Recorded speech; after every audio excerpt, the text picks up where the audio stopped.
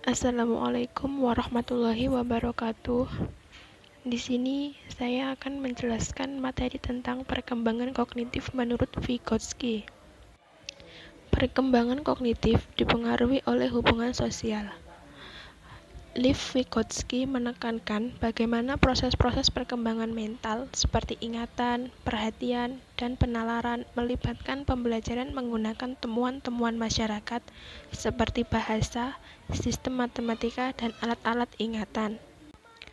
Lev Vygotsky juga menekankan bagaimana anak-anak dibantu berkembang dengan bimbingan dari orang-orang yang sudah terampil di dalam bidang-bidang tersebut. Penekanan Vygotsky pada peran kebudayaan dan masyarakat di dalam perkembangan kognitif berbeda dengan gambaran Piaget tentang anak sebagai ilmuwan kecil yang kesepian. Menurut Vygotsky, anak-anak lahir dengan fungsi mental yang relatif dasar seperti kemampuan untuk memahami dunia luar dan memusatkan perhatian. Namun, anak-anak tak banyak memiliki fungsi mental yang lebih tinggi seperti ingatan, berpikir, dan menyelesaikan masalah. Selanjutnya yaitu tahap-tahap perkembangan menurut Vygotsky. Di sini ada dua tahap perkembangan, yaitu aktual dan potensial. Vygotsky menekankan bahwa anak-anak secara aktif menyusun pengetahuan mereka, akan tetapi fungsi-fungsi mental memiliki koneksi-koneksi sosial. Vygotsky juga berpendapat bahwa anak-anak mengembangkan konsep-konsep lebih sistematis, logis, dan rasional sebagai akibat dari percakapan dengan seorang penolong yang ahli. Selanjutnya yaitu klaim pandangan Vygotsky. Di sini Vygotsky menggunakan tiga pandangan, yaitu keahlian kognitif anak, kemampuan kognitif mediasi, dan kemampuan kognitif relasi. Untuk keahlian kognitif anak, Vygotsky menggunakan pendekatan development, berarti memahami fungsi kognitif anak dengan memeriksa asal-usulnya dan transformasinya dari bentuk awal ke bentuk selanjutnya. Jadi, tindakan mental tertentu seperti menggunakan ucapan batin tidak bisa dilihat dengan tepat secara tersendiri, tetapi harus dievaluasi sebagai satu langkah dalam proses perkembangan bertahap. Kemudian, kemampuan kognitif mediasi.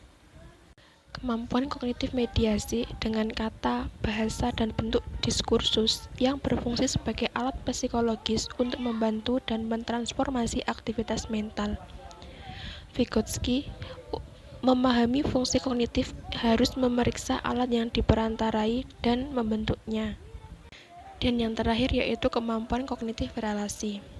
Kemampuan kognitif relasi berasal dari sosial dan dipengaruhi oleh latar belakang sosiokultural. Vygotsky mengatakan bahwa perkembangan anak tidak bisa dipisahkan dari kegiatan sosial dan kultural. Dia percaya bahwa perkembangan memori, perhatian, dan nalar melibatkan pembelajaran untuk menggunakan alat yang ada dalam masyarakat seperti bahasa, sistem matematika, dan strategi memori. Dalam satu kultur, mungkin berupa pembelajaran berhitung dengan menggunakan komputer, dan mungkin di kultur lain menggunakan batu atau jari.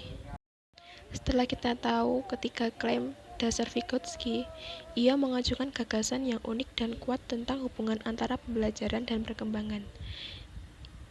Ide unik tersebut merefleksikan pandangannya bahwa fungsi kognitif berasal dari situasi sosial. Ada tiga ide unik Vygotsky. Yang pertama yaitu Zone of Proximal Development atau zona perkembangan proksimal. Zona perkembangan proksimal adalah istilah Vygotsky untuk rangkaian tugas yang terlalu sulit dikuasai anak seseorang diri, tetapi dapat dipelajari dengan bantuan dan bimbingan orang dewasa atau anak-anak yang terlatih. Menurut teori Vygotsky, zona perkembangan proksimal merupakan celah antara actual development dan potential development, di mana antara apakah seorang anak dapat melakukan sesuatu tanpa bantuan orang dewasa dan apakah seorang anak dapat melakukan sesuatu dengan arahan orang dewasa atau kerjasama dengan teman sebaya. Ide yang kedua yaitu tentang scaffolding. Scaffolding ialah perubahan tingkat dukungan selama sesi pembelajaran di mana orang yang lebih terampil mengubah bimbingan sesuai tingkat kemampuan anak. Vygotsky memandang anak-anak kaya konsep tetapi tidak sistematis, acak, dan spontan. Dalam dialog, konsep-konsep tersebut dapat dipertemukan dengan bimbingan yang sistematis, logis, dan rasional.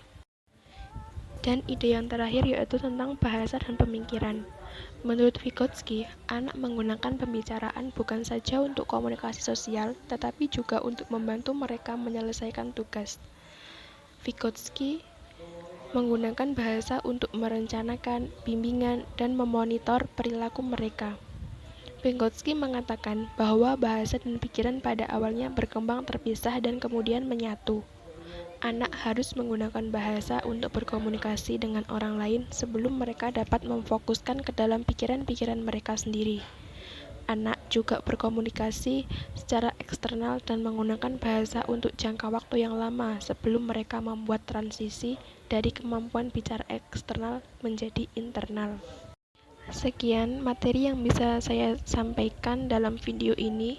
Semoga bermanfaat untuk kalian dan bisa menambah informasi tentang perkembangan kognitif. Terima kasih. Wassalamualaikum warahmatullahi wabarakatuh.